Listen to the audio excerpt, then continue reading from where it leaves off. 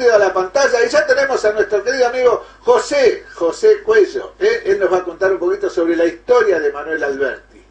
Él ha escrito varios libros y bueno, es un hombre que está constantemente en los medios y sabe lo que dice, que es lo más importante. Vamos a compartir esta primera parte.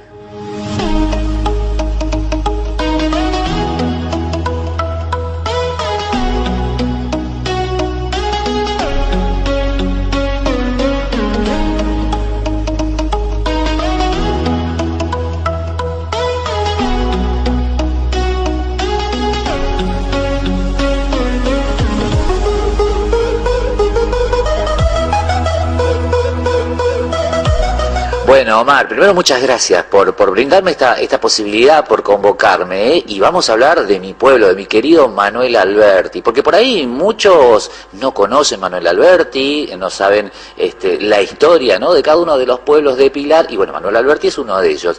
Y en este caso se lo vamos a contar de una manera muy especial, porque recientemente se cumplió un nuevo aniversario de Manuel Alberti, pero Manuel Alberti nació como algo muy lejano a lo que es hoy, A 42 kilómetros de Capital Federal, ¿sí?, se formó un caserío, porque esta fue la verdadera idea, un caserío, allá lejos, hace tiempo, casi cercanos a 1964, 1965, bueno, primero era todo campo y el tren, como semillero de pueblo, pasaba por ahí muy cerquita. Las estaciones eran Tortuguitas y Del Viso, no había más nada, era todo campo. Entonces, en un triangulito donde se loteaba y se llamaba los fondos de Tortuguitas, porque ni siquiera tenía nombre de esa zona, bueno, un caserío, un grupo de vecinos empezaron a querer tener su tren. ¿Saben qué hicieron? Bueno, empezaron a juntar dinero por un lado para poder tener la estación. Y entonces lograron hacer un apeadero. Un apeadero, para aquellos que no saben, es un pequeño terraplén donde el tren apenas aminora su marcha. Bueno, y allí, a 42 kilómetros de Buenos Aires, consiguieron hacer ese terraplén.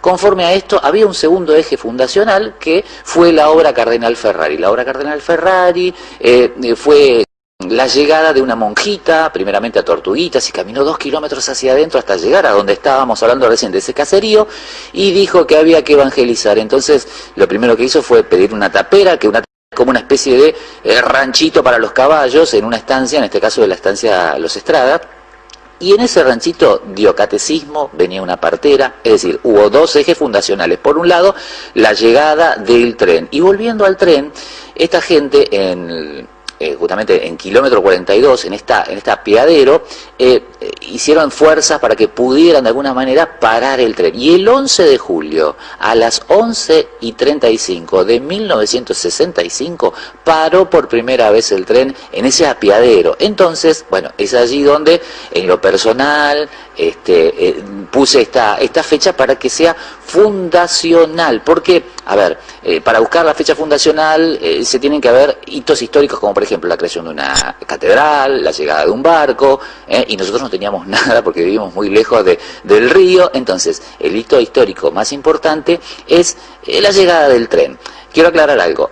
Ese 11 de julio a las 11:35 paró el primer tren, pero después, bueno, lamentablemente no volvió a parar. Pasó el segundo tren, el tercer tren, los vecinos casi se sentían estafados. Recién el 20 de septiembre de ese año paró con regularidad y a partir de ahí empezó a parar todos los días, a toda hora. Pero la primera vez que paró un tren fue el 11 de julio de 1965 a las 11:35. Y por eso, más adelante, bueno, con la escritura de mi primer libro en el 2011, justifico esa fecha como fecha fundacional. Y a partir de allí empezamos un conteo muy lindo con todos los vecinos, porque se oficializa ya en 2012 que esa sea la fecha fundacional. Dicho sea de paso, recientemente Alberti, según ese conteo, ha cumplido 55 años de edad. Y esto es lo más importante, ¿no? Porque así se fundó, por un lado, un eje fundacional como semillero de pueblo con el tren, y por otro lado, la obra Cardenal Ferrari, que muchos van a recordar, de los famosos tranvías. Y acá vuelvo a ese eje. ¿Saben por qué digo tranvías?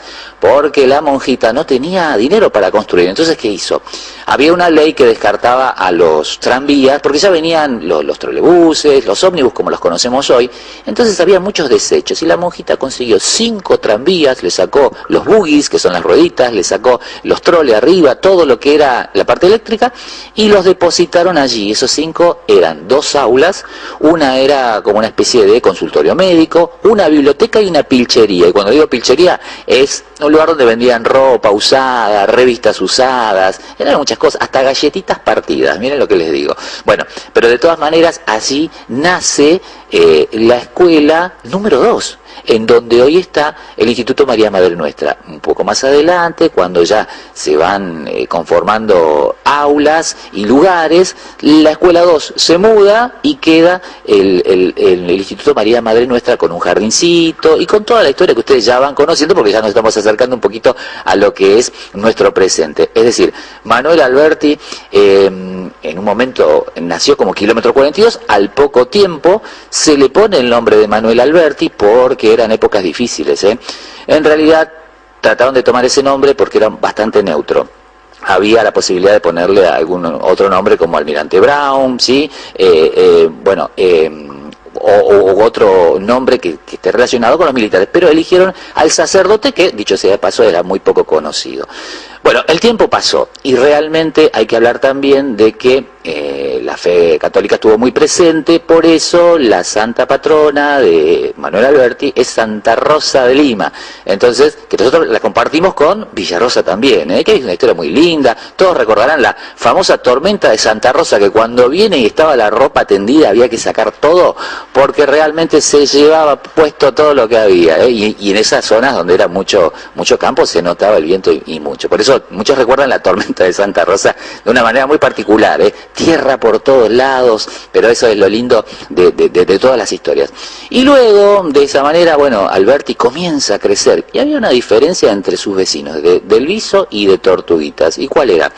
Que era de clase trabajadora, entonces era como una ciudad dormitorio, porque todas las personas iban a trabajar fuera de allí y volvían muy tarde a la noche. Entonces es un ritmo distinto a Tortuguitas y a Del Viso, que son localidades muy lindas, que tienen mucho verde y que las conservan.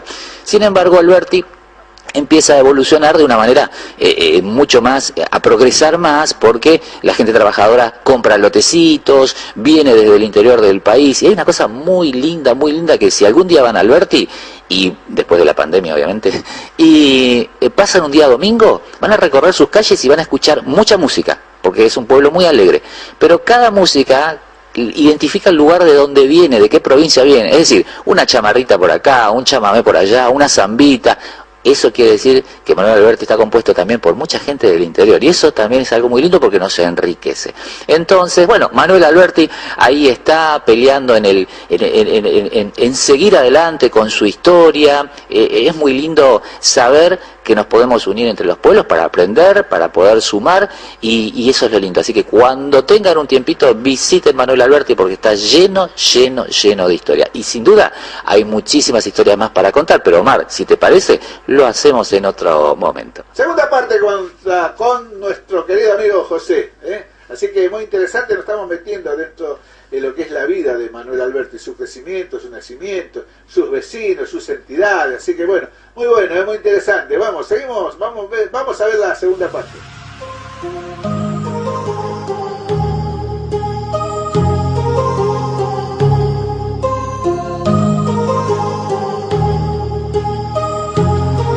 My heart rages around like an ocean in my head, because there are so many things that I left unsaid. Bueno, y justamente, qué bueno que me das esta oportunidad para seguir retomando un poquito esto de Manuel Alberti, ¿no? Es muy lindo hablar acerca de quiénes fueron los pioneros. Esto es muy importante. Ustedes saben que cuando se trabaja por un lugar hay la posibilidad de hacer mucho, cuando todo está por hacer.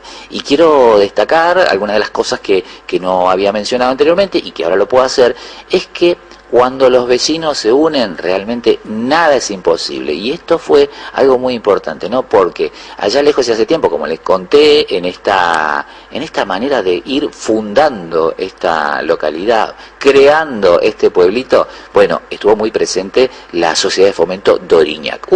Era un grupo de vecinos donde se juntaban. Evidentemente, el motivo principal, como les había dicho, fue la creación de la estación. Pero después, hasta 1971, funcionó, porque allí dejó de estar acéfala, y hizo muchas cosas, entre ellas, primero, llevar alegría todos los fines de semana, se transformaban en bailes, donde se juntaba dinero, y hasta les voy a contar que hubo algunos problemas de pollera, pero en ese caso era por el baile, el chamamé y esas cosas que tenían, pero esos son datos que es muy importante, porque hacía, ¿no?, al quehacer del pueblo, y allí había vecinos pioneros que estuvieron desde un gran momento haciendo de todo, y una de las cosas que siempre vamos a recordar es que por ahí muy cerca había una fábrica de baldosas, entonces esas baldosas, unas baldosas rectangulares, era lo más parecido a una vereda que podían tener los vecinos. Entonces la sociedad de fomento trató de hacer veredas, y esto fue un hecho anecdótico que no sé si todavía quedan algunas de ellas. Pero más allá de eso, saben que había otra institución, porque había que darle alegría, ¿no? Y entonces hubo una murga en el medio de la nada. Imagínense lo que era una murga. Bueno, la alegría tenía que estar presente, y cada vez que había carnaval se juntaban las personas, algunas alumbraban con faroles, iban bailando y caminando con ropa hecha de papel crep, porque no había mucho dinero para hacerlo, pero eso era la alegría.